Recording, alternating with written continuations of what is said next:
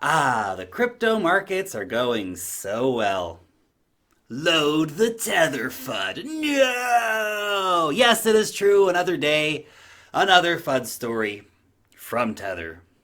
It's kind of just too funny, too, because just yesterday, I covered that Tether printed another $300 million worth of Tether, and now today we have a bombshell piece of news that is almost certainly responsible for the price crash that we saw today. And the news is this: Bitfinex has been accused by the New York Attorney General of an $850 million cover-up to hide the apparent loss of the hundreds of millions of dollars of client and corporate funds. Damn, no one does FUD like Tether does. They are really the kings of it. And it is a fine and underappreciated art that Tether masters. So apparently, Bitfinex set $850 million of customer and corporate funds to a payment processor called Crypto Capital Corporation, who is said to also be holding funds from other exchanges as well. Exchanges like Quadriga CX. Really? Quadriga? Oh, this story just keeps getting better and better. Next thing you know, all of the Bitfinex and the Tether executives will mysteriously die in India. Anyway, according to Crypto Capital and representatives for Bitfinex and for Tether, who are the same people, but the reason that the $851 million is inaccessible is because Portuguese, Polish, and American government officials have seized the funds. A story which, while plausible, doesn't completely add up, considering that the New York Attorney General's actions against Bitfinex are kind of odd if it was indeed the US who seized the funds. Anyway, in response to the $851 million getting frozen, funds from Tether's reserve were used by Bitfinex to make up for the shortfall. But unsurprisingly, neither the loss nor Tether's fund movements were disclosed to customers. The executives at Bitfinex and Tether made a series of conflicted corporate transactions in which Bitfinex gave itself access to up to $900 million of Tether's cash reserves. By the way, the Paradise Papers leak a few years ago revealed who the true team behind Tether was. Something, by the way, which they had previously hidden from the public. And in case you didn't know what those papers revealed, that basically the executive team of Bitfinex and the executive team of Tether are one in the same. How very convenient, of course. Now, at least $625 million of Tether's customer funds have been swapped over without their knowledge. And that basically they put up 60 million Bitfinex shares as security with Crypto Capital. I mean, WTF, guys. The interesting thing here is that until all of this happened, that Tether may have actually been backed one for one. It's possible. But the Bitfinex Crypto Capital seizure essentially meant that Tether had to change from being backed by cash to backed by assets and debt to Bitfinex instead. So basically, Bitfinex borrows hundreds of millions of dollars from Tether, which it owns, and it pays interest to Tether, the company, which, by the way, it owns, and is pledging 60 million Bitfinex shares to collateralize its loan to itself using your money.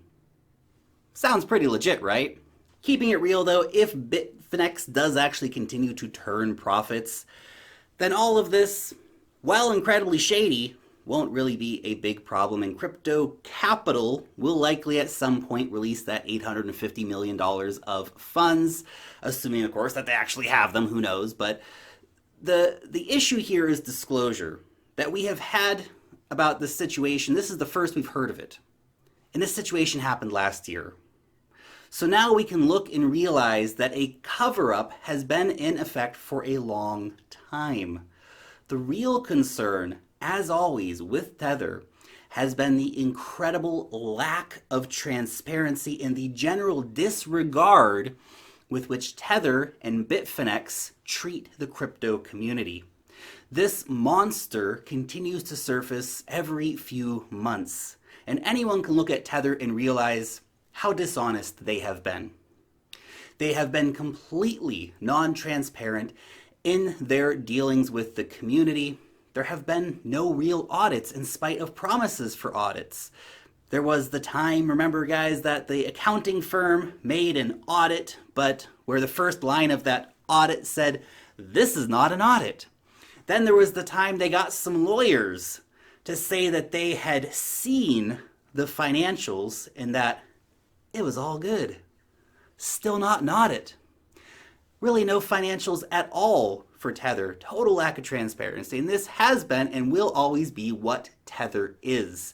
And considering how much into crypto companies like Ernst & Young, PricewaterhouseCoopers, and Deloitte are, it just screams of how shady this whole Tether thing really is, that they have not actually gone out and approached one of these big companies to do an audit, because they're certainly capable of doing it. Now, while today's news upset the markets, it should really come as no surprise since, to be honest, it's Tether. And they recently also changed their terms to say that Tethers remain completely stable and 100% backed, and so Tether's reserves are always equal or exceed the number of Tethers issued. The only change is that the composition of the assets that provide that backing includes a combination of cash, cash equivalents, and may also include assets or receivables from loans. Or in layman's terms, we don't have all the money, but we're good for it. We have assets in total value of or exceeding the dollar value of the issued Tethers. Which you might say, hey, that's okay, whatever, what's the problem, Lark? Well, the problem is that was never the deal. That was not what was promised, but that's what is being given.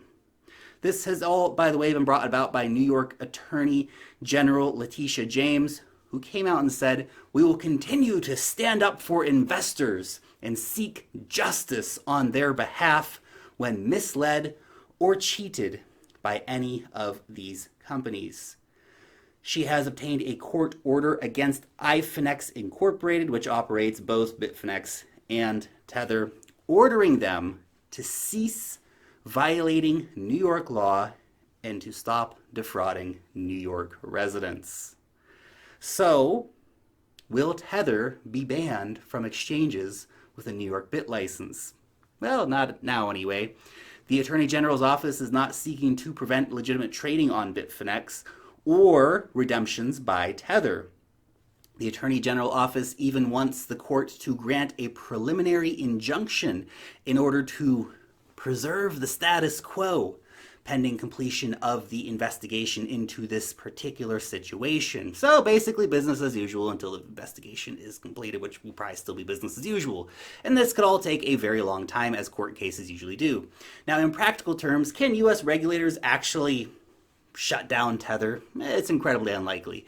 Their business is so shady and so opaque that I would be surprised if New York regulators can really do anything at all except make some decisions that they can't enforce, because they don't have jurisdiction over Tether. They can put some pressure on exchanges that use that, but like so many things, it's really difficult to do. And we have seen the US kind of pull these jurisdiction things before, where they say, well, you use the US dollar, so we're going to call jurisdiction over that. But again, enforcement becomes very, very tricky. But can they actually go out and catch these guys and make them stop doing things? Well, that's also unlikely. You can see some of the big players that they have got off in the past, like Societe Generale, but they were kind of big sitting ducks. But the Bitfinex team, they can go and just hide in Hong Kong or some other kind of locality out of the reach of Uncle Sam. So it's hard for them to actually nail this down and say, you can't do that. The best they can do is say, well, those banks aren't allowed to operate with that, or maybe those exchanges are not allowed to list this asset. But again, that's something that is very far from happening at this point. We do have probably potentially years of litigation ahead in this court case. The continued opaqueness and shadiness of Tether and of Bitfinex have basically seen these guys hopping from bank to bank to bank for reasons that were not often the fault of these companies directly, but also is kind of the fault of these companies directly. Because of their bad business practices, it has made it very difficult for them to find a bank willing to accept them. So they kind of make their own problems too. With this dip, whales will be accumulating, and a lot of people are loving the dip. But we have to be honest. Have we reached a point in the crypto markets in terms of increasing maturity where Bitfinex is no longer as important as it once was? I think, yeah. Doesn't really matter. We haven't seen a very big dip as a result of this. And we have more strong and healthy competitors to Tether that people are increasingly moving towards due to all of these underlying issues. And at this point, I'm not even sure why Tether FUD moves the markets. I mean, really, why do we care so much? Yes, Tether is not backed one-to-one. Surprise! At least with dollars directly. Instead, they have a basket of debts and assets, including dollars, that they can call on when needed. Okay, great, guys. And even they are the first ones to admit that. And yes, Bitfinex does a whole pile of shady BS. There's nothing new here either. Honestly, all of us who have survived through the bear market probably just look at this story as just another day in crypto, which is all that it really is. It's Friday, guys. Happy Friday. But to help decrease the impact of Tether FUD, we can all just stop using it. Seriously. Just like that, you just stop doing it. You want to use a stablecoin? Go use DAI, go use TUSD, Paxos, USDC, GUSD, UPUSD, all of which are actually superior to Tether in so many different ways and are either hugely transparent or are directly regulated by regulators. And hey, look, we can always say, oh, screw regulations, ah! But then we have Tether. And we can see the regulated variants are actually much more honest and that we have not had this dark situation where we have Tether doing all these dishonest things. That's unregulated markets. And yet the free market continues to use it in spite of that, in spite of the overwhelming evidence of shady dealings by Bitfinex and Tether. And it's also interesting that all of these New York regulated stablecoins will be the ones that will directly benefit from a crackdown on Tether. It's very convenient, isn't it?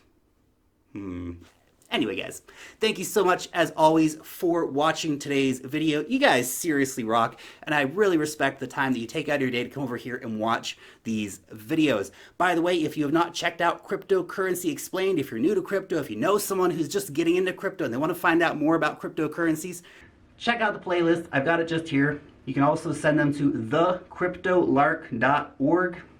Great for beginners. Also a lot of value for anyone who might have been in the space for a little bit longer. If you enjoyed today's video, make sure to leave a thumbs up on it. Subscribe to the channel if you are new around here. Long live the blockchain. And peace out till next time.